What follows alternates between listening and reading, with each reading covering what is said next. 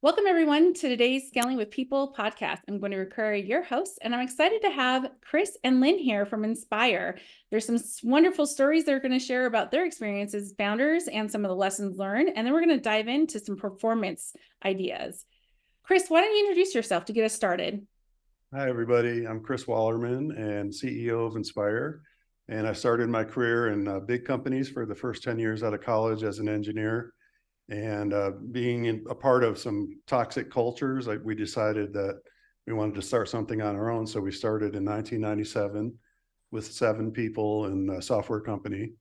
And we went for about 25 years and had some really good results. We sold the company about a year ago.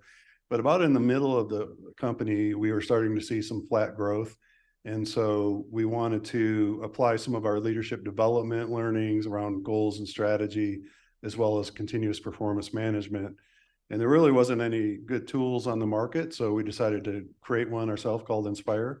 And we saw in the first year of implementation, our engagement shot through the roof and our retention went to record levels and is sustained even through the Great Resignation time. So we showed it to Ken Blanchard and some other leadership companies that the type of things that we were applying, and they encouraged us to get it out into the public. And so we have many clients now, and we're excited to be just focused on this as another startup. Some people think we're crazy that we're doing another startup, but we're excited about it and excited to share some of the lessons learned that we have. That's awesome. Thanks, Chris. Yeah, startup bug. It's for real, right? You get bit and you're like, okay, I'm never going back. Lynn, introduce yourself. Hi, I'm Lynn Wollerman, Chris's wife, as he said, and crazy co-partner, deciding to start up a new small business again after recently selling a larger one. And I have my degree in engineering and business. And so I think we always really thought we wanted to be entrepreneurs and start businesses of our own and run them in a way where we could build the kind of culture that was family oriented and really empowered people. And so this second time around, we are really hoping to help focus on helping other businesses do that. So hopefully we can help someone out there with a few tidbits. I love it. So double owners here on the call today, and also double experience in the fact that you're starting a second business. So tell me, double crazy. Double crazy. Maybe it's quadruple, 2 times 2, right? Right. Oh man, we do love our startup world. So tell me, like, what were some of the things that you were struggling with in that first business? You had it for over 20 years. Founders that are on the call listening who may, be at that 20 to 10 employee or even 50 employee. Maybe they're at that 10 million revenue. They're trying to get to that 50 million. From your experience, like, I'd love to hear some stories from you guys of just things that you went through, that you learned from, that you would be like, man, if every founder could just know this thing, what would it to help them grow their business or not make this mistake and have a step backwards? I just love to hear some stories from you guys.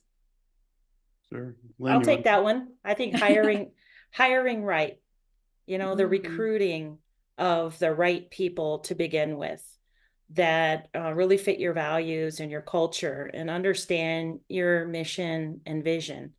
And we are now, we later on in the large business, we picked up on performance-based hiring, and also getting away from paper tracking and using systems to track and being able to see how your recruiting metrics are working, and not just for recruiting, other types of performance metrics as well.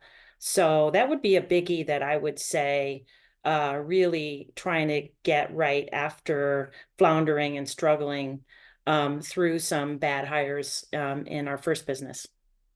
I think culture fit is so important. I mean, especially when it comes to the values side of the house, right? When you're a startup, you may not be able to compete with the Googles of the world. You're not going to be able to give someone, the above market range with all this bonus, and they only have to work 30 hours a week. That's not the reality of a startup, right? That's right. So having the values match That's key, because that's what drives the person to get up every morning and work 60 hours a week, 80 hours a week, what you really need.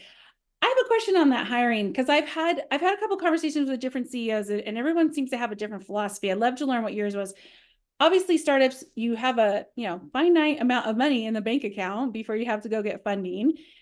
Do you look at hiring at the beginning, not only at the value level, but like how do you look at experience? Do you try to go out and find entrepreneurials that you can teach, or do you try to find someone who's kind of been there and done that? What's that look like? What did that look like for you guys? Yeah, I'll take that. I think it's a balance. When we started the first company, we were all similar age, similar experience, which was very little. And when it came to the business world. And so I think it probably took us about 10 years before we went out and started trying to bring some others in as we were growing really rapidly. But I would say culture was really the most important thing, and people that were lifelong learners.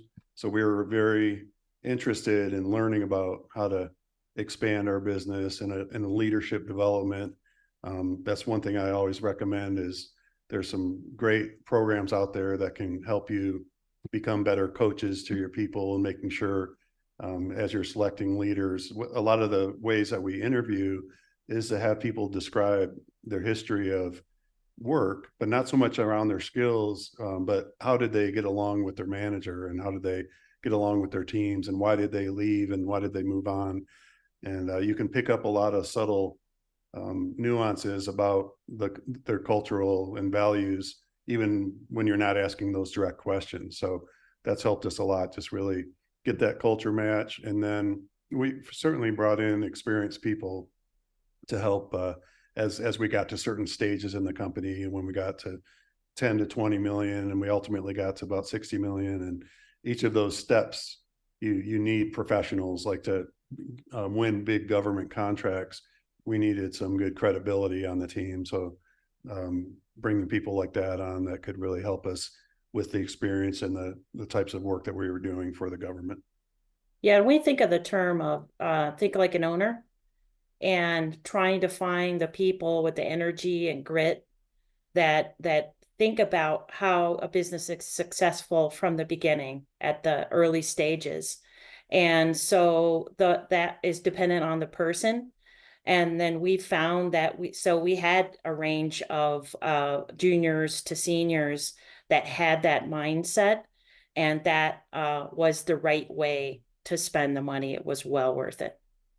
Yeah, because if you do too much inexperienced, even entrepreneurials, you don't have that experience skill set to pull from and learn from. So I love that you've got a mixture, probably that also fit the budget you guys had at the time of the life cycle. Is always, money is important when we make these decisions as well. You can't exactly bring in a chief revenue officer if you're only at 10 million. It probably doesn't make sense to do it at that point in time, right? Lynn, you had said earlier assessments during the hiring process. Have you found tools like Predictive Index or DICE, or there's some Myers-Briggs, there's so many out there. Did you, when you were saying assessments, did you actually use a tool like that, or were you just like an internal assessment that you and your team created? Yes, within our company, we've done the Myers-Briggs, we've done the DISC assessments, and so we're very familiar with all those different levels of dispositions and personality trait types. So we do find ourselves focusing heavily on that during an interview process and recruiting process, and then trying to hone in on, depending on what the role is we're hiring for, what is a good fit for that kind of a role. Is it an execution role? Is it in a creative thinking role? That kind of thing. And then also trying to ensure a balance on the team, so you don't get all of one type. We a lot of times will bring our teams up. Speaking of tools, we'll bring our teams up and look at the faces of all the people on the team, and seeing what dispositions there are, and are all the different types of dispositions and personality traits represented. Because even though that may be difficult at times during execution of whatever goals it is you're trying to get done, it also brings the best ideas and the best innovation. And Absolutely. I'll just Diversity of add, thought. Oh, go ahead, Chris. when it comes to DISC, I think one of the success factors that we believe helped us last 25 years and be in a really good position was Lynn and I, as co-founders, are very different dispositions. She's C, which is analytical, detail-oriented, conservative, on change. And I'm a D, which is very aggressive, wanting to spend money, wanting to get out there quickly. Spend all the money. Yeah. And so her as Typical CFO, CEO. Yep. would keep me in check. And we always would say, if it were to me running the company, we would have gone bankrupt probably in the first or second year. But because of that balance and having somebody there to assure that you're looking at all angles. And then of course, I is more bringing the social aspect in, and S is a service level. So you start to appreciate and hope that you have a balance yourself of that. But when your team is well-rounded with the different dispositions, it certainly makes a much better business. Absolutely. And even like whatever assessment tool listeners are using or maybe considering, what I love about them is this: it just helps everyone kind of see each other maybe in a different light and help them understand how to communicate with each other. Why do I keep hitting the wall with Lynn? I want to spend this money and Lynn's not letting me. Oh, because she's very analytical and she knows that if I do this, I'm going to bankrupt the company. Okay, now I'm going to stop fighting her so much, right? Like there's that thought process that helps kind of congeal the team a little bit more. Yeah, for sure. And when we figure out each other's languages and how we approach things, and we can talk to them and how they speak or think, not how we speak or think, then it can make all the difference in the world to collaborating or breaking down a wall to collaboration where it had been there before. Yeah, which goes back to probably the culture and the values that you have for your business and being able to make that just be a more solid foundation for it. Yeah, That's it's even great. harder with teenagers. Well, that's a whole other startup functionality we're not going to get into today, but yes. Sorry, I went off track. No worries. I love it. So jumping a little bit over, okay, so you guys were successful. And then as we said earlier, crazy enough to do it all over again. I'd love to learn more about the passion behind your Inspire and why you really thought, okay, I got to be honest, we've talked about this. There's a lot of performance management tools out there. And what was the hole or issue you were trying to solve by creating this and bringing it to market? Yeah, I would say there was really a lot of performance, and even still today, I think things have changed a little bit and people are seeing the value of more continuous. But when we were starting Inspire back in 2013, 14, there weren't really any performance tools that allowed you to work in a continuous fashion, meaning frequent conversations that you're tracking, and you have some kind of tools to give conversation starters and ways to have some frame of reference along the way. So that was really when we were working with Blanchard and their situational leadership model. It's a great way to have one-on-one conversations around performance and how people are doing on their goals. But there were no tools really to implement it. You just had to kind of go through the course and then trust that your managers were going to use that philosophy. But when we built Inspire, it was putting those tools to work by allowing people to set goals at the strategy level, individual level, but then diagnose themselves on where they're at on their development level for each of their goals. And then when the manager would meet one-on-one, they would match the right leadership style to the situation of where they were in their development level. So if somebody's at a early stage on a goal, they need a lot of direction. And some people might see that as micromanagement, but in the right situation, good direction is what's needed. And then as they progress through, they need support.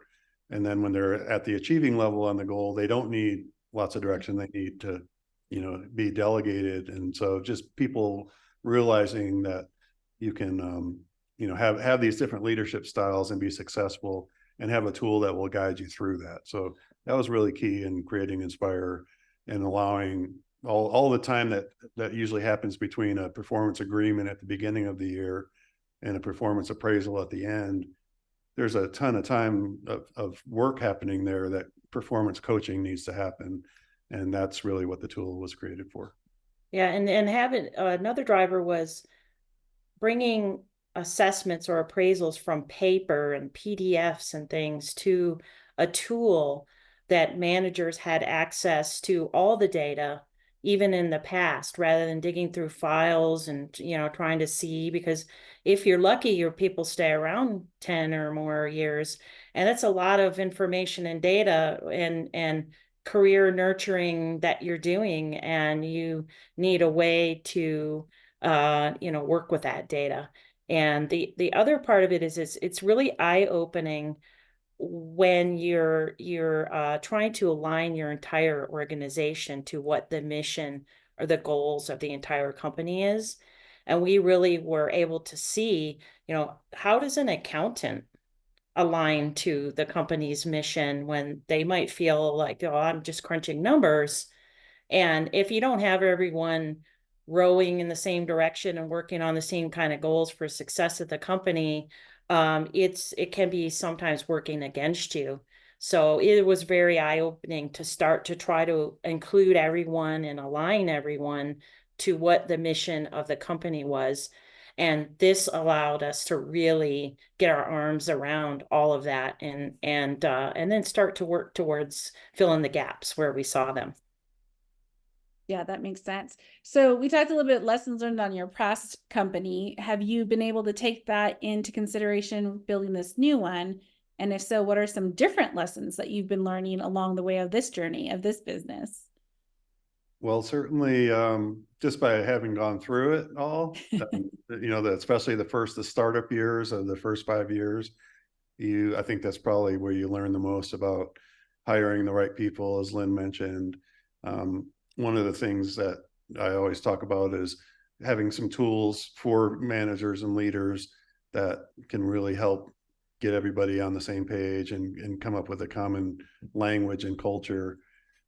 So we didn't have that in the first company, and the second time around, we certainly, are very strong on clarifying our values, having frequent offsites with our entire team, and refreshing them on that, so people don't lose sight of what the company's about and how we want to behave and how we want to run our processes and treat our customers.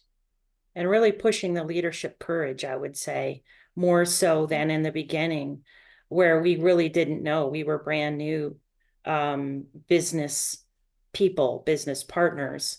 And when you make a mistake or you need to make a change, tackle it earlier rather than later. Don't wait too long till the issue becomes much larger than in the beginning. So that leadership courage and really allowing everyone, because we look at everyone as a leader. I'm not sure we did that way back when, 25 years ago, but now we talk about everyone as a leader and is responsible for that self-guidance, and then moving on to the team perspective and the one-on-one perspective and then company support. So I think that was something different. And then something I'm doing a little different this time is a little bit more outsourcing on the infrastructure side of things. Rather than hiring all HR or all accounting or all IT and support, we're a smaller team now, and we're trying out the when we need something or just in time kind of outsourcing support is something different we're doing now. And I think in these times of post-COVID, where it's not going to ever be the same as it was again, everyone coming to the office and collaborating, we need to take advantage of how that looks now. Yeah, the fractional world certainly is blowing up. And I was just talking to a fractional salesperson earlier today, and he's like, well, I'm too old to be hired. I forget what he called it. He had a term. I had never heard the term. And he's like, that's why I've done this fractional thing, because I have the experience and the knowledge, but people can't afford me full time, but I can at least guide them right through the process they need. So that's really smart, Lynn, and something that definitely I try to help our CEO and founders that are listening that, you know, there's so many levels of experienced people, not just chief level, right? But, and so many parts of the business that can come in and help, you know, lift you up and not have you be in the weeds. Because as founders, that's the last thing that you guys should be in, right? Another big point to make is we got to start up a guidance counselor, if you will, and specialist that's very smart in the space we're in, and in seeing small companies move on to success. We're doing that very differently than we did before as well, and are very happy with that. That's great. Well, anything else that you guys like to share with the audience? Any other lessons learned or tips or tricks that, you know, man, I wish another founder had told me and through my career here. Yeah, well, it's a really exciting time, I think, because we're in technology. You know, we've gravitated towards AI and incorporated a lot of that into our products. And Lynn and I were both up at Irresistible 2023 with Josh Bersin. He had an excellent conference, a lot of AI themes. And, you know, the common question people have, especially in HR, but I think at the executive level, is, will AI replace me? And his response was, the only ones that'll be replaced are the ones that ignore it and don't embrace it. So I think embracing AI, but what we're seeing is it can really be a game changer when it comes to performance management. We're collecting all this data of having one-on-one meetings and goal updates and accomplishments and feedback. Put that to work in the AI when you're doing appraisals to be able to have a full quality summary. And the quality of writing we've seen really improve as well. And it's cutting managers' time in half by giving you first drafts of write-ups and things. So that's something really exciting that we wish we would have had. You know, I wish I had it as an IC. I remember the days when I was like, oh my gosh. I mean, I even hear my husband talking about it even today, right? Like, oh, I got to write my review. Oh, I got to create a goal. I don't know what goal I need to make. I don't even know what the company goal is. And I have seen your demo of how the AI supports that. It is really cool, really slick. And I think that is like the key thing there. It's not, you're not going to be replaced. But those that don't embrace it and know how to use it, you will be, right? Like you need to continue to, it's going back to your mindset of learning, right? You need to continue to learn and let the tool take a lot of that administrative burden off your plate, whatever level you are. I'm a mathematician. Writing is not what I enjoy. And as soon as I had access to ChatGPT, let me tell you, it was doing 80% of my writing for sure. It made my life a lot better. Both engineers in a similar way. And it's almost like magic. You see, you put a couple of phrases in of what they've accomplished and help me write a nice write-up for it, and just comes out. And we, of course, you know, try to teach managers ethics to not just use what the robot gives you, but use it as a starting point and as a first draft and put your own language into it. But it's almost fun. Most people dread performance management or hate it because of the lack of value. But now that it's bringing in all the data and it's bringing in the first draft writing and stuff, it's actually enjoyable to do. Yeah, use an AI where you dread something, where it's not your favorite task to do. It could be energizing because it gets you off the blank sheet of paper or the roadblock that you're facing. It's so true. And I think that, like, I could just see it also helps reduce the time everyone is doing this task and can give that time back to your business to have them be productive in their role. So that's also a time saver too. Absolutely. Yeah. Maybe it'll save us a lot of legal costs and things that is not our favorite topics, right? Exactly. Legal and HR, all that minimize that stuff. Oh, yeah, for sure. I have to admit, knowing that this is going to be provided out to the world early on, I actually used ChatGPT to create my Christmas cards this year. I think my sister-in-law did too. Yeah, it was a lot of fun. Well, Chris and Lynn, it's been a blast. I'm sure there are plenty more stories that I could pull from you today, but I appreciate your time and thank you so much for sharing your stories and lessons learned. And I hope those that are listening have learned a little bit about what, you know, mistakes you guys learn from, and so they don't have to make the same. So thank you again for joining us today. Thanks for having us.